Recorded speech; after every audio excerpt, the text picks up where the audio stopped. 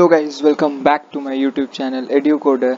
तो गाइस आज का टॉपिक है सी प्रोग्रामिंग, जो कि फोर्थ सेमेस्टर के सिलेबस में है। सो आइए शुरू करते हैं फर्स्ट टॉपिक के साथ। फर्स्ट टॉपिक, ओवरव्यू ऑफ सी। सी क्या है? सी इज डेवलप्ड बाय डेनिस रिटजी। सी जो है, सी लैंग्वेज है, डेनिस रिटजी उसको डेवलप किया था। C is a structured programming language. C supports function that enables easy maintainability of code by breaking large files into smaller modules. C इसमें ये बोल रहा है कि C का जो फंक्शंस है वो आपको एक कोड को मेंटेन करने में आपको बहुत इजी कर देता है। कोड को कोई भी मेंटेन करने, बहुत सारा लार्ज फाइल्स को वो टुकड़ा टुकड़ा में बांट देता है, स्मॉलर मॉड्यूल्स में कर देता है। Comments in C provides easy readability. आप कमेंट्स उसमें जो भी लिखा रहता है सी प्रोग्राम में, आप उसको इजीली रीड कर सकते हैं। C is a powerful language. Okay, so program structure और sample C program hash include studio.h। studio.h जो है गाइस, वो एक हेडर फाइल है। इंट मेन एक रिटर्न टाइप वैल्यू आपको देने के लिए एक फंक्शन का यूज है वो। फिर bracket open, other statement, comments after double slash, bracket close. Okay, so guys, header file, the files that are specified in the include section is called as header file. तो guys header files meaning ये है, जो भी आपका specific file है वो जो include के साथ आपको लिखे हैं वो एक हेडर फाइल है। जैसे studio.h एक हेडर फाइल है। Okay, these are pre-compiled files that has some functions defined in them. Okay, we can call those functions in our programs by supplying parameters. Header files is given an extension .h. Okay, head extension h.h का दिया जाता है कोई भी header file लिखते हैं हम लोग। तो जैसे यहाँ पर लिखा है studio.h, तो ये हेडर फाइल का एक्सटेंशन है। Okay, C source file is given an extension of .c। जो भी आप सी फाइल को या सी सोर्स फाइल को आप जो भी सेव करना चाहते हैं या कुछ भी एक्सटेंड करना चाहते हैं, उसको आप .c से आप एक्सटेंशन उसमें देख कर सकते हैं। Okay, main function, this is the entry point of a program. Entry point, so guys यहाँ पे इंट मेन जो लिखा है वो आपका एंट्री पॉइंट है प्रोग्राम का। Okay, when the file is executed the start point is the main function. जब भी कोई फाइल एग्जीक्यूट होता है तो उसका स्टार्ट पॉइंट मेन फंक्शन ही होता है। From main function the flow goes as पर the programmers choice. Main function के बाद से जो भी आप जो भी प्रोग्रामर वो लिखता है प्रोग्राम को, उस हिसाब से फिर आपका वो फंक्शन काम करता है।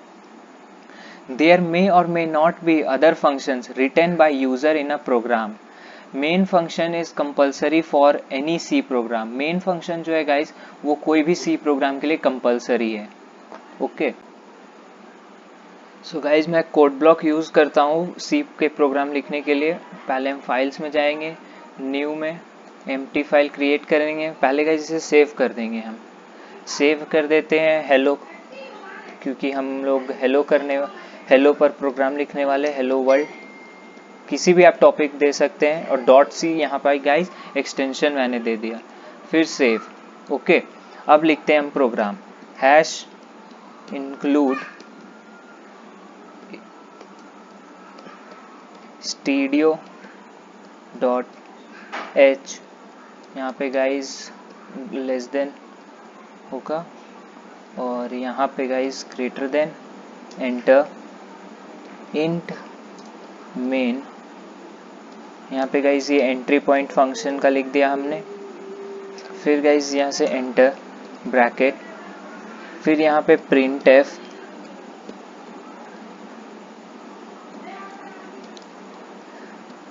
Hello world. Okay, now semicolon, next. यहाँ से जो मेन फंक्शन खोले उसका रिटर्न दे देते हैं 0, रिटर्न 0, कॉमा। सो गाइस यहाँ से बिल्ड एंड रन कर देते हैं हम। ये देखिए 0 एरर है, हेलो वर्ल्ड यहाँ पे प्रिंट कर दिया। ये प्रोग्राम का आउटपुट आपको हेलो वर्ल्ड दे दिया। ओके। सो गाइज मैंने क्या कहा था, रनिंग अ सी प्रोग्राम आपको दिखाया अभी जस्ट मैंने। पहले टाइप अ प्रोग्राम फिर सेव इट, पर मैंने पहले सेव कर दिया फिर प्रोग्राम लिखा, कोई दिक्कत नहीं, आप वैसे भी कर सकते हैं। फिर compile the program, this will generate an exe file, okay. Run the program, actually the exe created out of compilation will run and not the .c file. In different compiler we have different options for compiling and running. We give only the concepts, okay. Next, comments. So guys, जब भी हम कोई programme लिखते हैं तो comments हम इसलिए use करते हैं क्योंकि अगर आपको मान लीजिए बहुत लेंथी एक प्रोग्राम लिखें, ओके, और उसमें से आपको एक एरर आ रहा है, हमें एक एरर आ रहा है, तो आपको एरर उसमें ढूंढने में बहुत प्रॉब्लम आएगा। तो आप अगर प्रोग्राम जब लिख ही रहे हैं तब उसी के साइड साइड में अगर हम कमेंट लिख देते हैं तो वो तुरंत समझ आ जाएगा कि ये इसके लिए कमेंट है, ये इसके लिए है, ये इसके लिए है। आप एरर तुरंत ही फाइंड उसमें कर सकते हैं, ठीक। फिर कमेंट्स दो टाइप के होते हैं, single line comment and multi line comment. Single line comment का गाइज मतलब है कि आप कोई भी सिंगल लाइन लिखे हैं, डबल स्लैश से आप स्टार्ट कीजिए, फिर आप कमेंट लिख दीजिए वो जो भी लिखना है आपको, ओके। और मल्टी लाइन का मीन्स गाइज स्लैश स्टार से स्टार्ट कीजिए, फिर स्टेटमेंट जो आपको लिखना है वो लिख दीजिए, फिर स्टार स्लैश से एंड कर दीजिए, ओके। अभी आपको मैं दिखाता हूँ कोड ब्लॉक में कैसे किया जाता है। सो गाइज देखिए, यहाँ पे हम जैसे कोई कमेंट ऐड करना चाहते हैं तो यहाँ डबल स्लैश, ओके। तो यहाँ पे हम लिखना चाहते हैं single line comment, single line comment double slash से स्टार्ट होता है, ओके। तो हम लिखना चाहते हैं ये इंट मेन का क्या फंक्शन है, तो हम लिख देते हैं कि एंट्री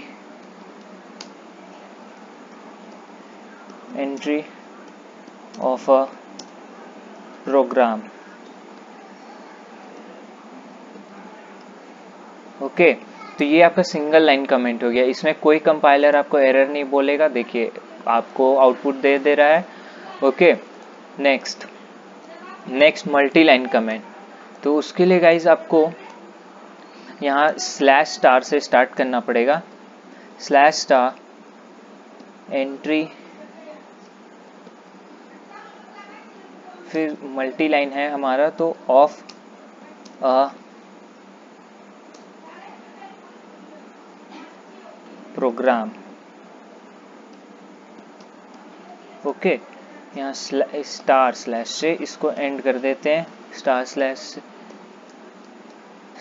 से गाइस यहाँ एंड हो गया। अब देखिए इसमें भी कोई कंपाइलर एरर नहीं बोलेगा, देखा आपने, ये देखिए एंड ये हो गया आपका multi line comment, okay. So guys अब आता है डेटा टाइप्स इन सी। कितने टाइप्स के डेटा टाइप्स होते हैं, primitive data type, aggregate data type, user defined data type. Data types guys क्या होता है, कोई भी वेरिएबल को आप कैसे स्टोर कर रहे हैं, आप जैसे कोई पॉइंट्स में वैल्यू लिए हैं, कोई फ्रैक्शन में लिए हैं, कोई कैर में लिए, कोई कैरेक्टर को लिए हैं, कोई स्ट्रिंग को लिए हैं, तो वो सब को एक प्रोग्राम में डिफाइन करने के लिए प्रिमिटिव डेटा टाइप्स या कोई भी डेटा टाइप्स का यूज किया जाता है। जैसे data type, primitive data types आप देखिए, इंट आपका ऑल रियल नंबर्स के लिए यूज होता है, ओके। जैसे 1 2 3 4 5 6 और भी, ओके।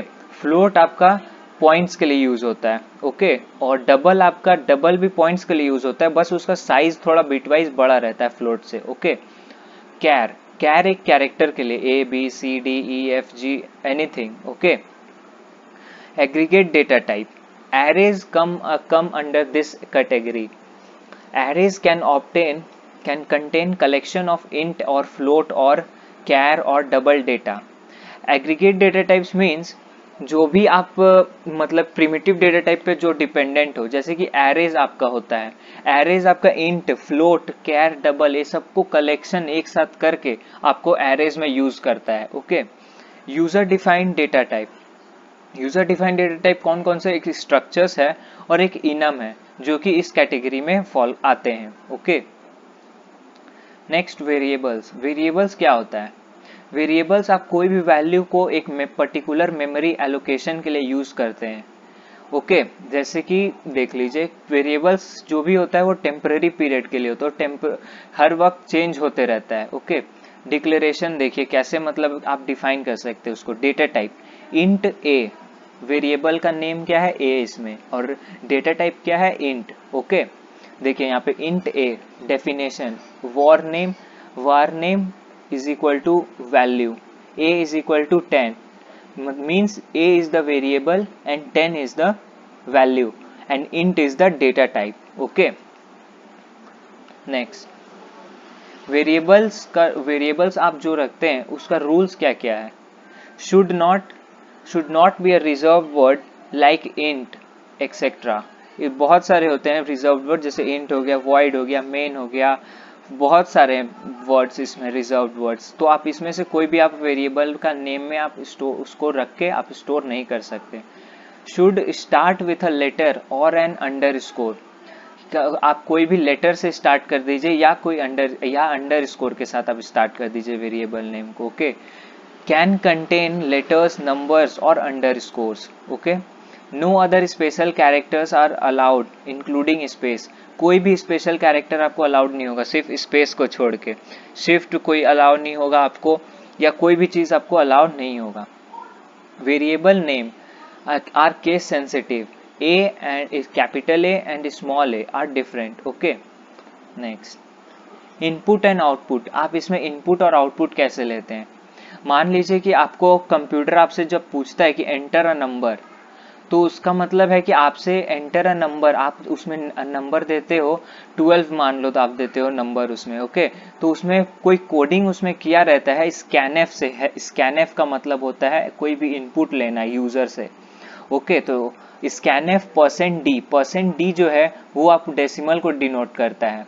ओके, ए मतलब आप डेसिमल वैल्यू दे रहे हैं, डेसिमल वैल्यू बोलिए या रियल वैल्यू बोलिए, वही बात है। Okay, get an integer value from the user and stores it under the name A, कोई भी यूजर से वैल्यू लेता है और ए वेरिएबल के अंदर में स्टोर कर देता है उस वैल्यू को। ओके, आउटपुट आपको जब कंप्यूटर खुद देता है आउटपुट, तो प्रिंट एफ के हेल्प से देता है, print F %da, print the values present in the variable A on the screen, जो भी वैल्यू आपका ए में प्रिंट होगा, ए में वैल्यू रहेगा, वो आपको स्क्रीन पे आपका प्रिंट कर देगा। ओके, सो गाइज मैं यहाँ इनपुट एंड आउटपुट फंक्शंस जो सी में यूज होते हैं, प्रिंट एफ और स्कैन एफ, उसके बारे में मैं प्रोग्राम आपको प्रैक्टिकल करके दिखाता हूँ। तो चलिए, इंट मेन ब्रैकेट ओपन, फिर हमें ए इनपुट देना पड़ेगा, इंट एज, ए इनिशियलाइजेशन हो गया आपका, फिर प्रिंट एफ, यहाँ पे हम ब्रैकेट दे देते हैं, फिर अपोस्ट्रोफीज दे देते हैं, फिर एंटर योर एज। ये स्टेटमेंट आपसे कंप्यूटर पूछेगा, एंटर योर एज, फिर ये डिस्प्ले कर देगा, यहाँ सेमीकोलन दे देते हैं, फिर यहाँ स्कैन एफ ब्रैकेट %d, फिर यहाँ कॉमा एज कर देते हैं, फिर यहाँ सेमीकोलन, फिर प्रिंट एफ, फिर हमें यहाँ डिस्प्ले कराना है, फिर लिखेंगे योर एज इज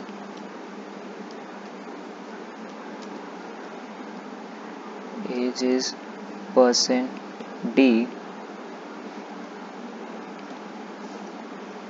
ओके, यहाँ पे फिर कॉमा देके एज लिख देते हैं, फिर हम यहाँ जाएंगे, सेमीकोलन दे देते हैं, फिर यहाँ से हम रिटर्न करा देते हैं फंक्शन को, रिटर्न 0।